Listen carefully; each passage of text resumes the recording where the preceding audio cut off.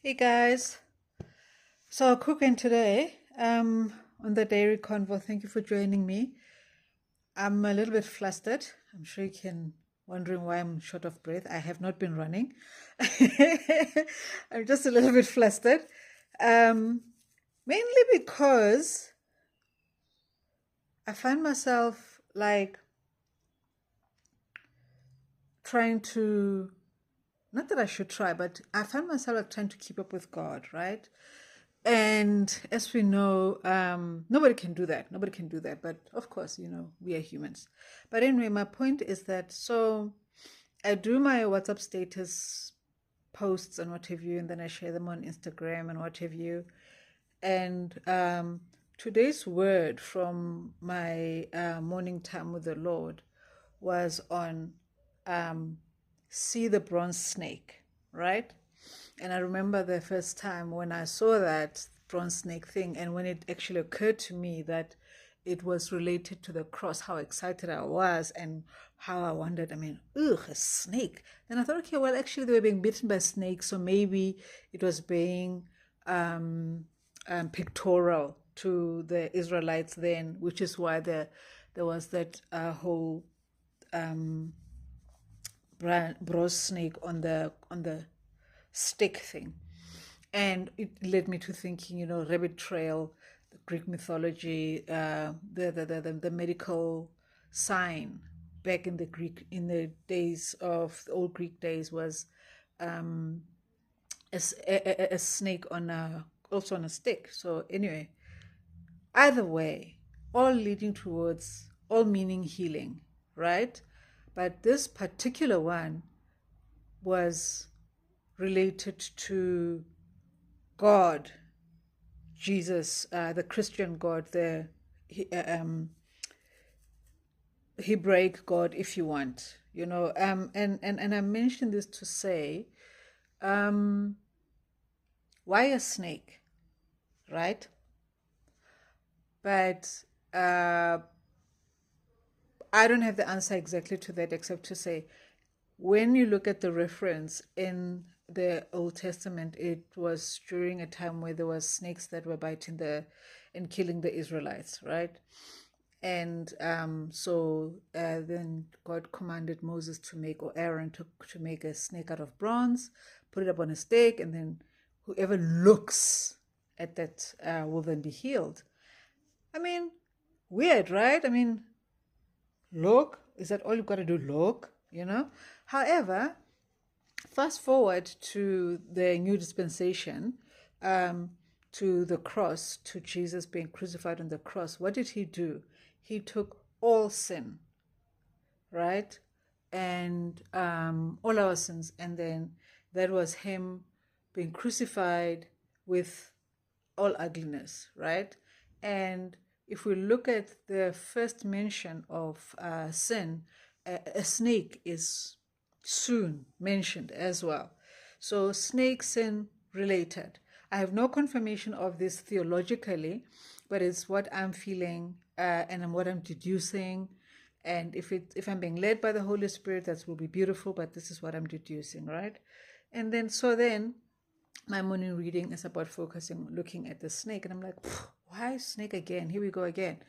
And then there is, so as I'm reading, the writer of the devotional goes and says that particular word for look, um, in the Hebrew or Greek, the word look says look intently.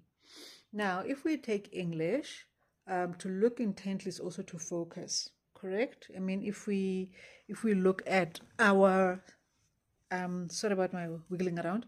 If we look at our English synonyms and that kind of things, to look intently is also to focus, right? And how often are we told, keep your eyes on Jesus? Is that not also the word focus?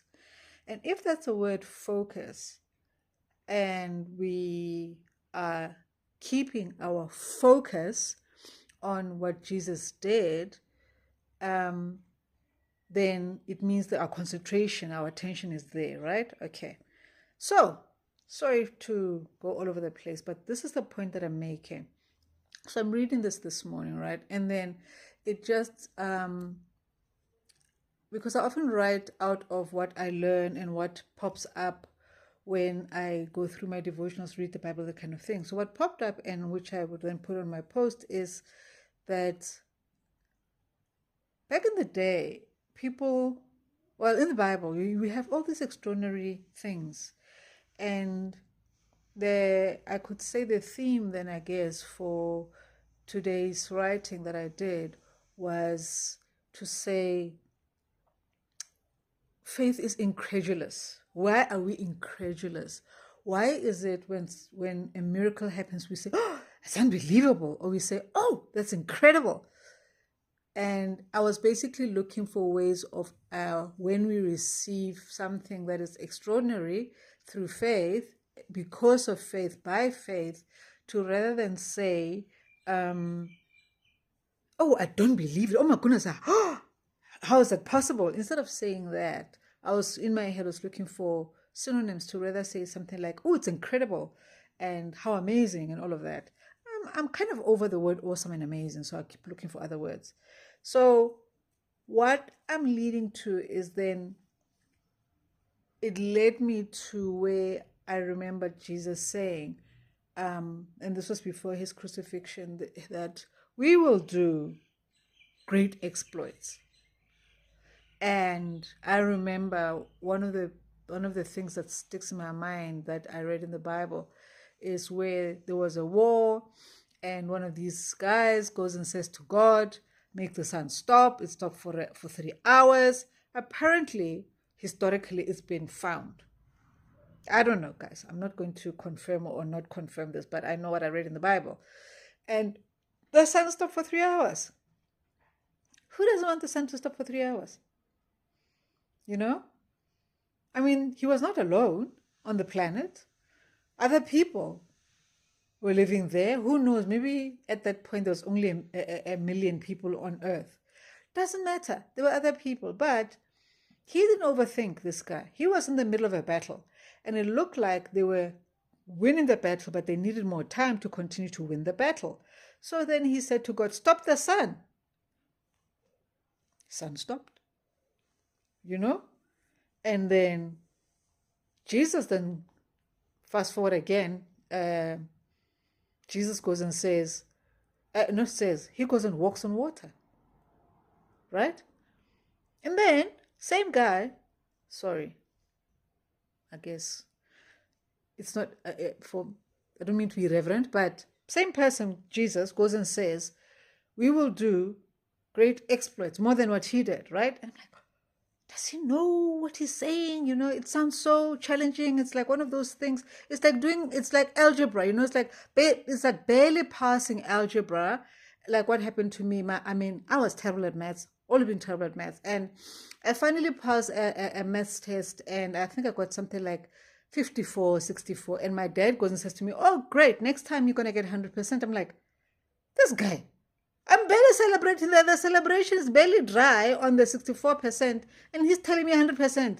So I kind of felt like Jesus was saying the kind of same thing. I mean, he's only got 12 dudes who've just done a few miracles, and he was saying to them, you know, you will do greater exploits. But of course, he was meaning the rest of us as well. And I'm thinking, I'm hyperventilating. Greater exploits? What are you talking about, greater exploits? But I'm like, but I love the idea, guys. I love the idea, okay? Character explanation, my character. Given a choice, I will not, under any circumstances, perhaps, let's say extreme circumstances only, will I watch a chick flick. No, okay? Thou shalt not. Oh my gosh! Blow my brains out first.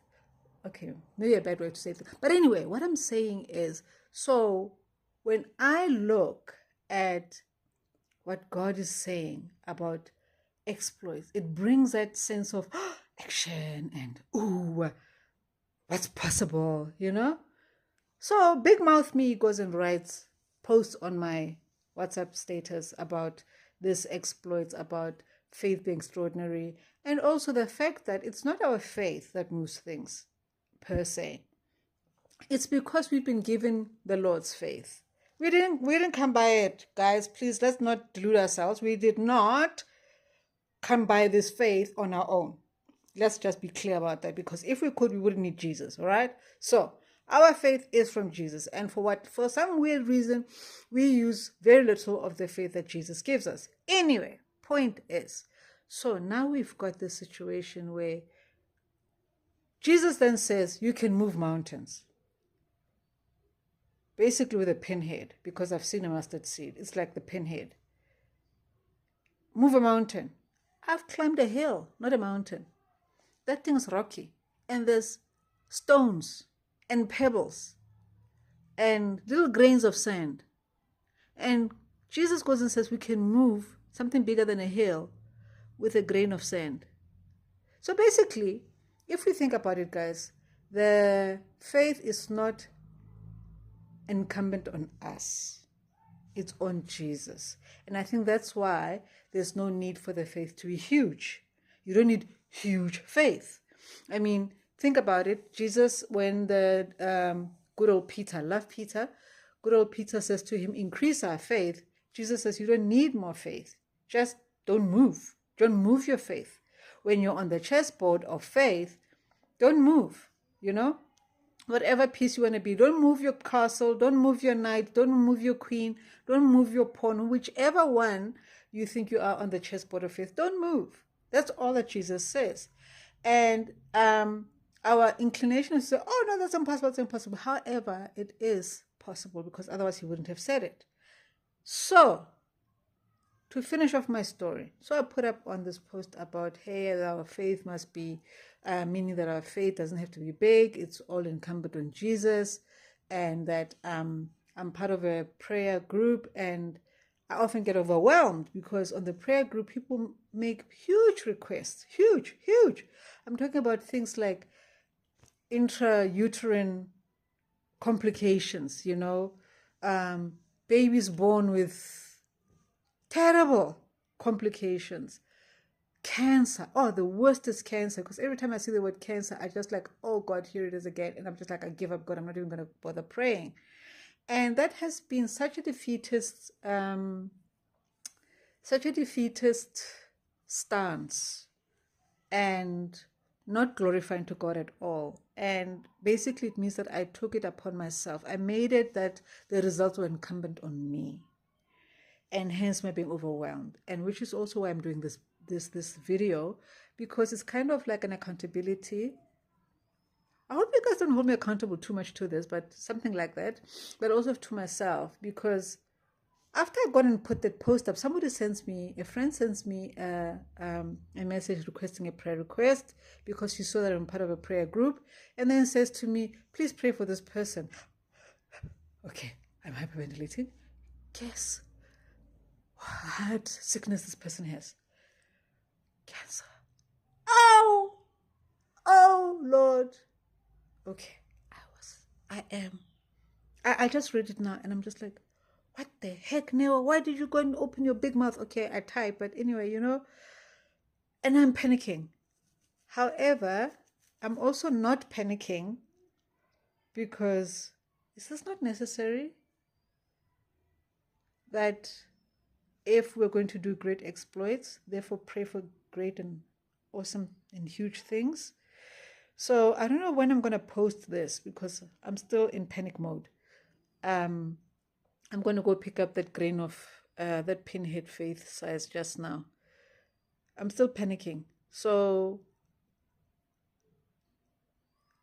I would say at this point, 57% of me is saying, pick up your faith. It's not incumbent on you.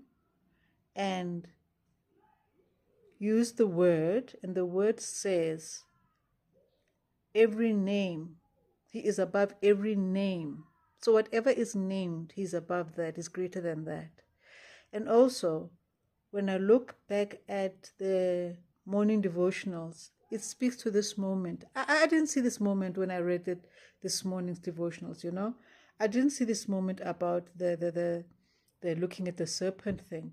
Because this morning when I read through the devotional, it was just a case of I'm spending time with God, I'm learning one more thing, and I am assimilating one more thing, adding an extra brick to the building of faith, I took it that way. And here I am. I'm not going to say with this challenge. It's not a challenge. Here I am with something I must present to God. I'm going to put it that way. It makes me feel less panicky to say it like that. It does. It makes me feel less panicky. However, it also puts all the stress on God. So that's where I am right now. I'm so sorry about that. That is somebody calling me. And I will... so guys, that's where I'm at. And I wanted to let you know that take every I don't want to say challenge. Take every opportunity to be able to present to God whatever it is that comes before you, and not as an onus that the onus is on you to get the results, but as a connection time and a building time. So yeah, I'm a little bit panicky right now, but I think I will come through in terms of I will step up to the plate. But in the meantime, you're welcome to check as well with me how the person we're praying is doing. I've just heard about it today. Apparently she's in a bad way. But I will focus on the bronze snake on the stake, on the pole. And I will focus on the word. And I will focus on the cross. Not on this thing that scares the bejeepers out of me. I have no bejeepers like right now. Bejeepers gone. So yeah. Okay, I had to share this. I wanted to let you know. And having let you know, I wanted to then keep myself a little bit accountable. And maybe panic wholesale. And then calm down and then let the Lord take over. And let's see the results. Let's trust God for the impossible. Let's be incredulous. Let's look at the incredible. Let's have a few Lazarus moments, right? Okay. Yeah, okay. Thanks, guys. Okay, let's chat later. You're welcome to share your comments. And all of you who have subscribed, thank you so much. You scared the bejeepers again out of me. I keep losing bejeepers. I don't know why I keep picking them up, but I saw a few subscribers, and thank you so much. Let's keep sharing the word. Let's let the Lord be glorified. Okay, love you all. Take care. Bye.